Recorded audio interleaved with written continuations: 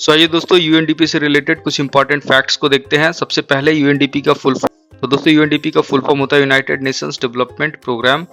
दोस्तों यूएनडीपी का जो हेडक्वार्टर है वो न्यूयॉर्क में है। अगर हम एस्टेब्लिशमेंट की बात करें तो यूएनडीपी को एस्टेब्लिश किया गया 1965 में।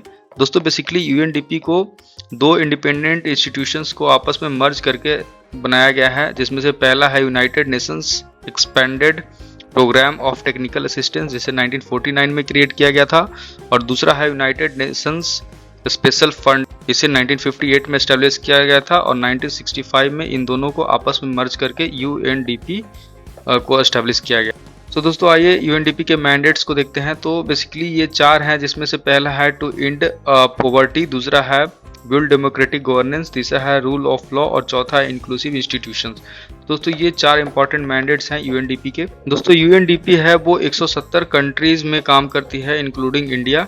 सो दोस्तों आइए यूएनडीपी से रिलेटेड कुछ और इन्फॉर्मेशन को देखते हैं, जिसमें से पहला है कि यूएनडीपी है वो यूनाइटेड नेशंस का लीड एजेंसी है ऑन इंटरनेशनल डेवलपमेंट।